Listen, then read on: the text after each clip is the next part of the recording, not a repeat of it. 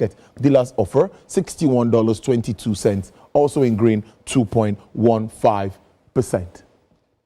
Now let's get to our conversation. As we go through the end of this year, more MRS filling stations in Lagos and Ogun State join in dispensing petrol produced by Dangote Petroleum Refinery at 739 naira per litre.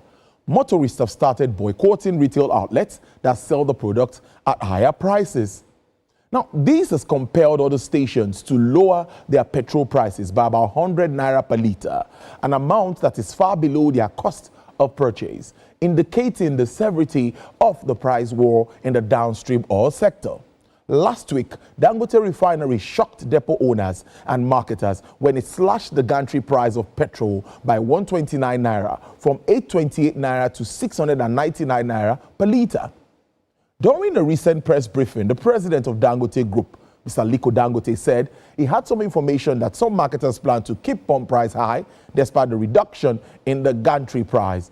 Consequently, Mr. Dangote vowed to enforce the new price regime with MRS selling petrol at 739 naira from last Tuesday. Now, let's look at some critical issues raised here, and of course, other developments in Nigeria's oil and gas industry, the focus on downstream. My guest is Mr. Dan Kunle. He's an oil and gas business consultant with over 20 years experience in Nigeria's energy sector. He served as technical advisor to the Minister of Energy and special advisor to the Director General of the Bureau of Public Enterprises. He has expertise in energy policy, investment and sustainable development within the oil and gas industry. I have him in the studio live for this conversation. Good afternoon, Mr. Kunle, and it's good to have you here. Thank you very much. Compliment of the season. I wish you the same. Compliment of the season to all our viewers. Yes, that's a good way to start. Wishing us the very best in 2026. All right, thank you so much, Mr. Kunle. You know, like my introduction says, I think it's a good time. It's Christmas, is in time of love, and we've seen the price of fuel coming down. But first, I'd like you to take us through what you make of this price war, in quotes. Some say it's normal in a deregulated market for us to see this shifts in pricing. But tell us, in your own understanding, what do you make of this 790 today, 820 tomorrow, and the flip-flop that we see in that price range? Yes. Well, let's firstly be, we are happy at least for the time being. Of course. Even though we have some marketers or retailers that have refused to adjust their price downward. Maybe what they to reflect exactly. Now you can see if it is to adjust price upward, you will see within 1 hour all their stations across the country will have adjusted upward. Now it's difficult for them to adjust downward. which now tells you that market dynamism is always like this. It's human being that we are relating with. It's not inorganic material we are relating with. You can see the supplier now, or the marketer, the owners of the petrol station. You can see how reluctant they are to adjust their price downward to reflect Dangote, MRS, and all the people who have complied with the 739 or 740, as the case may be. You can see how difficult it is for them to come downward now. So that shows that is where the regulator has a job. The midstream, downstream regulator has a job. He must be able to find a template with which he will be able to intervene at periods like this. So that's what happened, and I'm very happy for the Dangote Refinery and the MRS and the associate of MRS that have complied with this rule. It's good for the country, even though to a large extent we should just be expecting a stable pricing regime for the time being. Stable pricing regime. My understanding is that if there is a flip or a change in price of crude, it might also affect our pump price.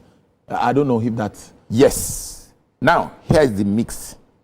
It's a mix. Okay.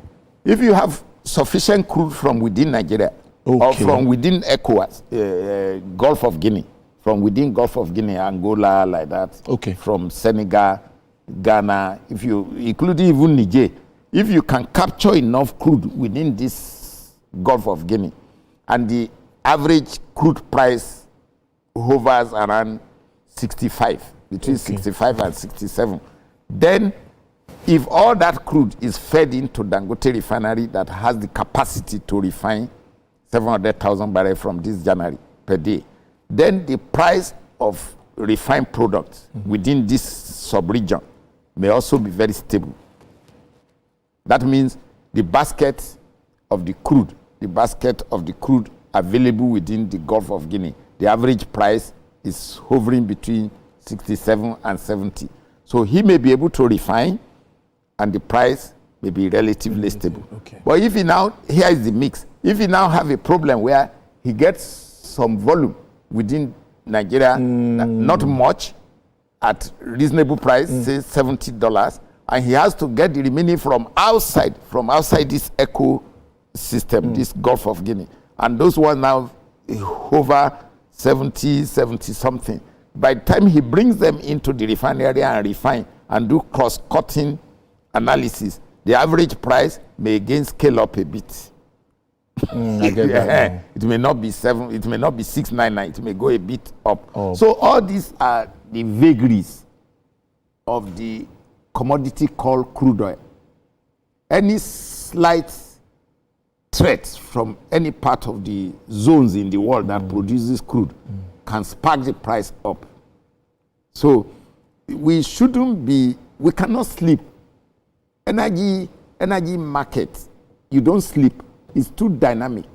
So I think for now, we should just say, okay, let's hope NNPC and the local producer of crude can increase production that can allow Dangote refinery access more crude locally with an average price of maybe 64 to 70. If that can happen, that is good enough. Okay. Otherwise, let us just remain open that the vagaries will continue like this. We'll be managing the situation like this. It's not static.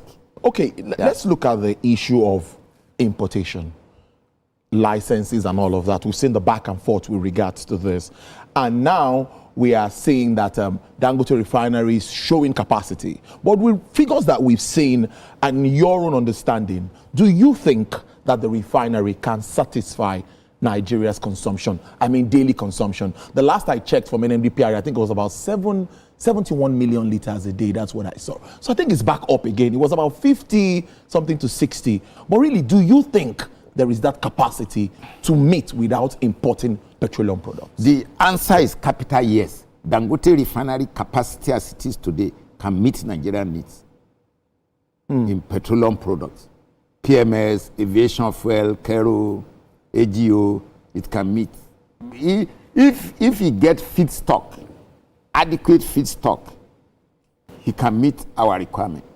All these politics and controversies about, because he produced this small one, is because we are not serious. The importation of refined products, the end has come. The curtain is drawn already. I have said it this week in more than 3 places now. So the curtain is drawn. And why? The new regulator, the new appointed regulator, I expect him immediately to carry out a forensic audit of the trend of importation in the last 5-10 years. Volume, quality, where were they delivered to? Who are the people who deliver them? So this must happen. So once he takes possession of that type of important information, so the data shows quality, quantity, where they come from, who are the people, how the payment were made, and so on and so forth. That document becomes the platform on which he's going to move. So once we verify that this is the volume we are importing, then it's easy for him now to sit down with Dangote refinery and say, please, you have capacity to refine this volume I see them bringing in. So let's talk. How can you move up your refining activities? Dangote will now say, okay, I will bring more crude to feed into this place. If I can get locally, at what price? Am I going to pay premium? Or if I cannot get locally, I will look for from somewhere and refine and give it to the domestic market. So the job is cut out now between the new regulator and Dangote refinery. But the question of all those political statements, all those hanky-pankies that the previous guys was playing about, it was all political. It was not the reality. The reality is here now. The issue of argument in some quarters for marketers of monopoly, how does that also come to you? Thinking, my argument is this: in a deregulated market, many of us would say it should be a competitive market. It should be open for competition. So, where are we with regards to implementing our PIA to the latter? Good.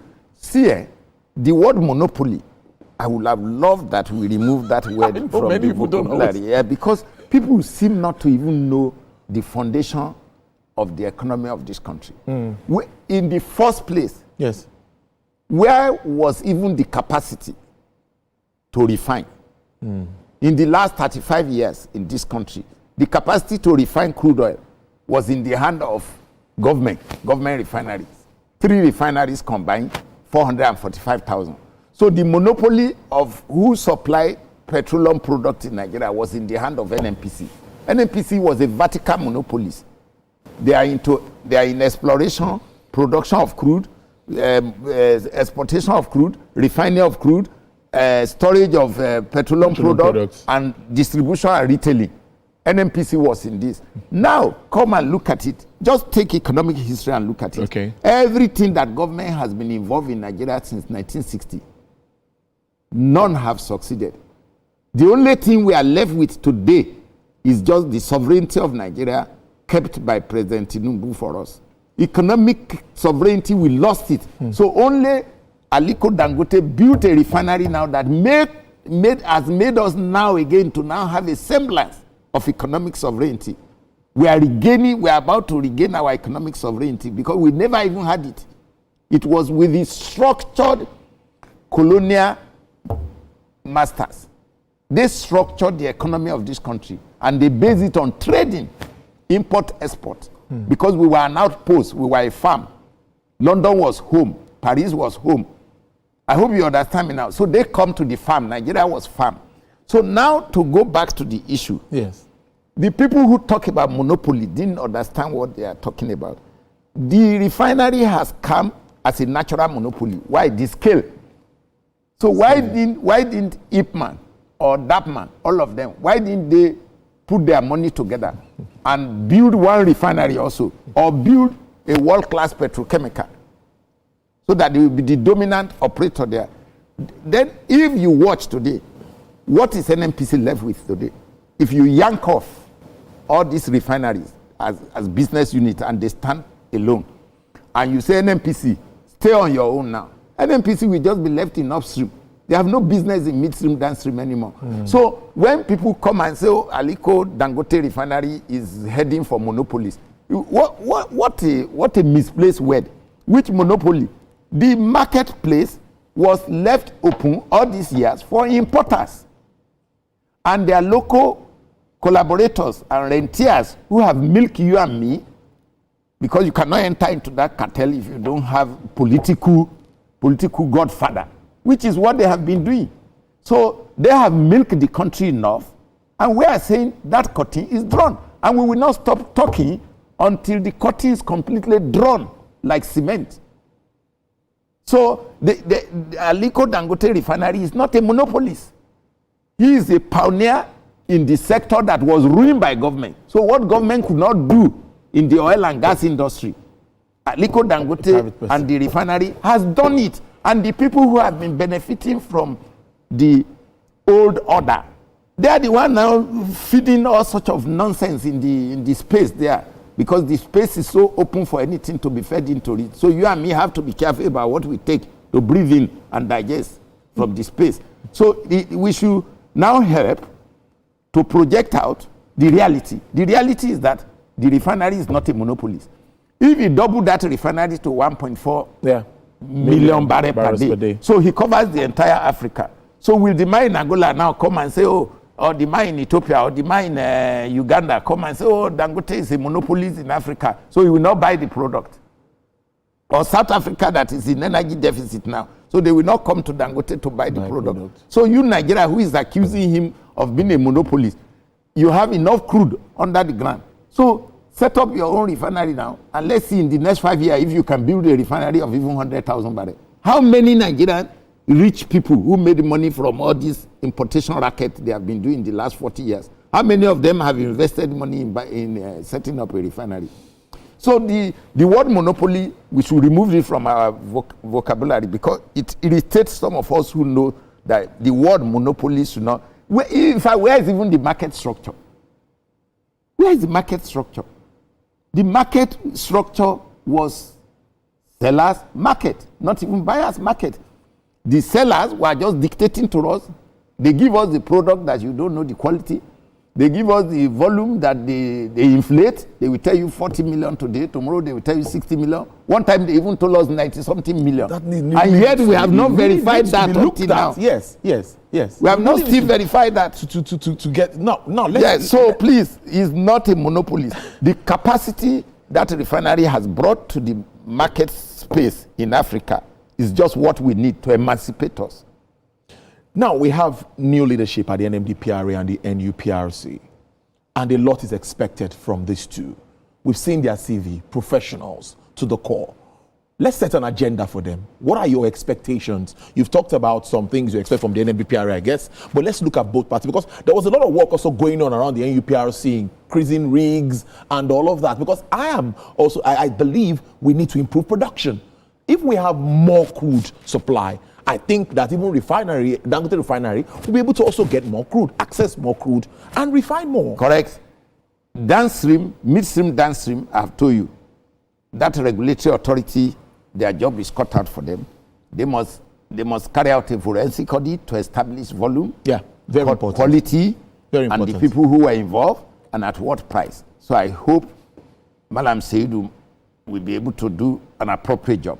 He should assemble the best experts in the world to help him track all the vessels, everything that has happened. Going to the upstream, as I've told you, it's a different ball game entirely. Upstream, all these years since 1957, is from where Nigeria gets money. But the cancer that takes that money is called midstream, downstream. All the profit you make upstream all these years, the midstream and downstream is where we have been sinking the money. Petroleum Equalization Fund, the refineries. This is how we have lost all the gain we will have made to build world-class schools and health centers. We were pumping it in the midstream, downstream.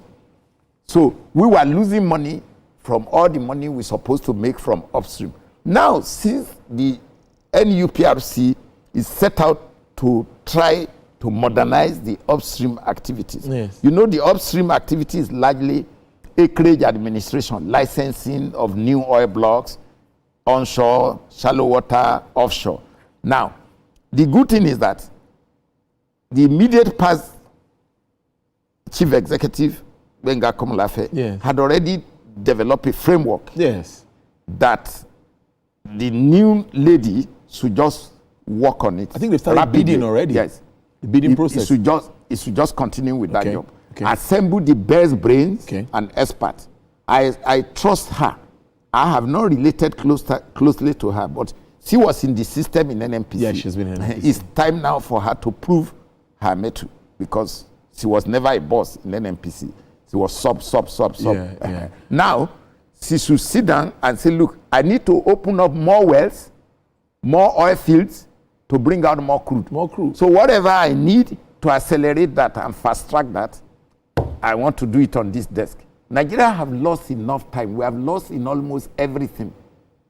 So the small window we have to gain momentum and rebuild this country is being spearheaded now by President Tinubu through the deregulation and the unification of the exchange rate. And then some economic reform he's trying to put in place. I hope he can reassemble the economic management team that will help him drive this from January.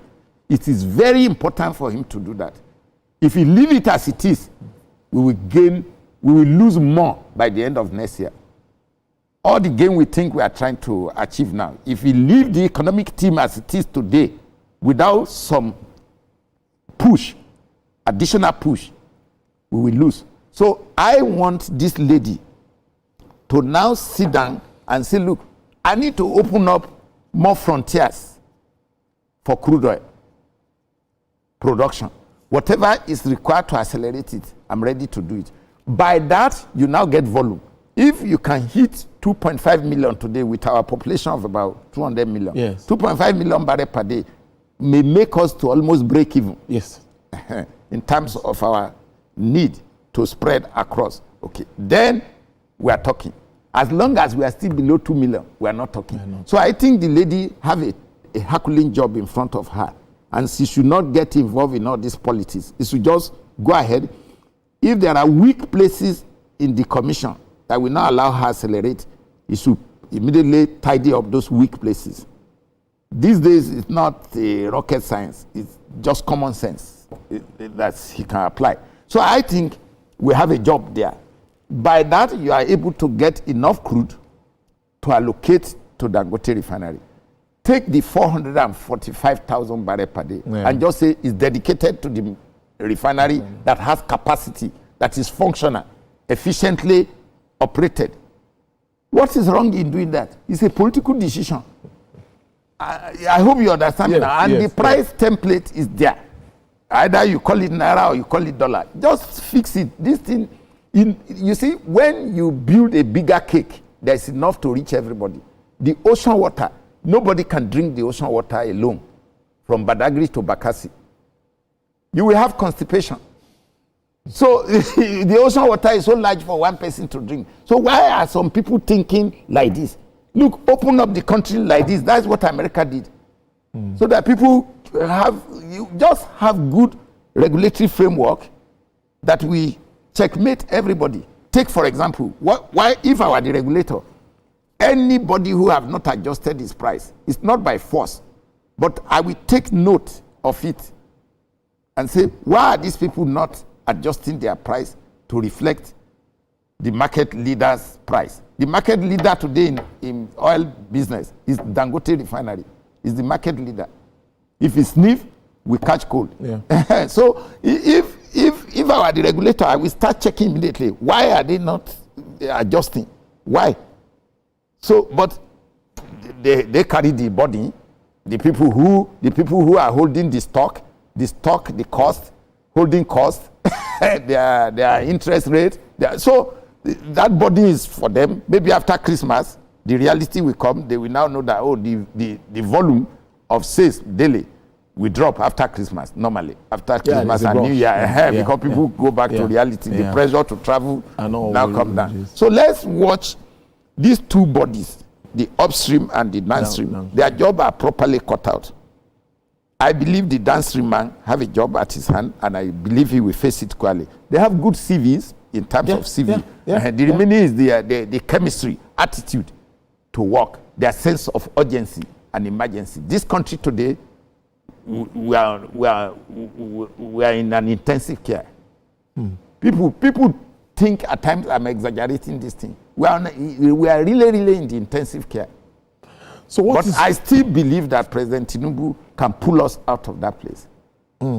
I believe so. No, the outlook for the entire sector. Now, you've said authoritatively that Dangote Refinery can meet our supply capital needs. Yes. And we hear that from January, I think import licenses will not be issued to see what the situation is. But what is your own outlook for the entire industry with all of these issues? The outlook for 2020, I'm developing a document to be published very soon. I would love to see that. On the 2026 and the projection ahead on the energy sector of Nigeria and Africa. The projection is like this. Let us do like this. All other things being equal, as they say in economics. Yes. Ceteris paribus. Yes. The business as usual. Yes. The landscape will be shifting rapidly in 2026 with the dominant role of Dangote refinery. The landscape will be shifting. If NNPC, as it is today, can focus more on upstream exploration and production. Also, they may record some additional volumes of crude and gas. Gas is important because all the gas-based industries in Nigeria, they are in trouble. Yes. You cannot sell gas at 4.8 and you want to be competitive when some parts of America get gas at $1.3 to their industries. In Saudi Arabia, the aluminum smelting there get gas at 11 cents per 1,000 scoff. So in Russia, they get in some places at even also 20 cents to their smelting, to their iron and steel. So if our government, my own projection is that next year, the president, the president, this January, he should relinquish Minister of Energy. These are part of my own projections. He need a young, energetic person to hold that office, or energetic lady to hold that office for her. The situation of the country is in 2026 is work 24 hours as if there is no hour to even sleep. So I will say that next year is going to be very safety. Yeah, I can see it coming. It will be very safety. Security and safety will remain an issue. We need to contain it. If we cannot eliminate it, let us minimize it. Agricultural investment is very important next year. The president should encourage the states, like Niger State, to open up more lands and secure those lands for our rural people to go back to farm. Next year, we should invest more in primary health and primary education. Next year, deliberately, so as to capture as many children as possible in primary education. Primary health to look after basic ailments and diseases so that we can have more population that are strong to produce. Having said this, let's go back to the energy sector. Electricity remains a problem. The electricity poverty of Nigeria and Africa as a whole will continue because the fundamentals for the electricity industry in Nigeria is not yet addressed. The money that the country needs to develop power, we cannot get it by charging band A or B or C from consumers like you and me who just watch Owambe. That's not where the money to develop electricity will come from. If you like, charge any amount per kilowatt hour, it will not bring it. So what I think the president should do next year is to call 10 Nigerians that are serious-minded, led by Aliko Dangote, and say, Aliko, give me 5,000 megawatts from your zone, from the cluster area you are. You, Professor Batinaji, give me 5,000 in the cluster you are in Aba. Give me what you need to bring this out, A to Z. Then call another person like Bua and say, which location are you? Which corridor are you? Give me that much. Call somebody in another part of the country, or if you can even call Femi Otedola, you are in Gregu. Give me additional output there to the grid. Like the people in Kanji, they are already in hydro. Ask them, what can they add? Solar. Can they add solar? So if you don't energize the country through current electricity, current power, you will not be able to produce at scale for export. So your small scale and medium scale will just remain theory. Bank of Industry will continue to lose money. Because when they give money to small scale or medium scale, those one electricity costs will kill the profit margin. So they cannot compete. So now, even you cannot process your mining materials when you don't have cheap electricity. So these are the issues to transform natural materials to usable material. You need energy. So the next year is going to be very safety. We are not here, you and me, we are not trying to prophesy. I follow scientific trend of things, how it is going. The financial sector and insurance, they can do well, but they also have a problem. The limit to which they could go. Interest rate is already the one affecting them. How many projects can they put money into? What will be the return on investment? How will that interest rate? So these are the issues that it's not within this. Thank you for even giving me this luxury of time. So let's just say that next year the president needs to babysit this economy with a new economic management team. The president will relinquish the ministerial slot he is holding with him. It's of no use to him. He's still the president of the whole country. After God is number one. So why can't he be minister of education? Why can't he be minister of health? Why can't he be minister of defense? No, well, you know, why is he minister of petroleum? In the oil and gas industry, he worked with let me tell you, by today's scientific level of development in the world today, what is so important about being minister of petroleum? Tell me. I was thinking. Tell me what is so important. Conversation with Mr. Dankle. Okay, all the minister of petroleum in the past, including NNPC, Dangote single-handedly built what is more than everything all of them have done since 1914.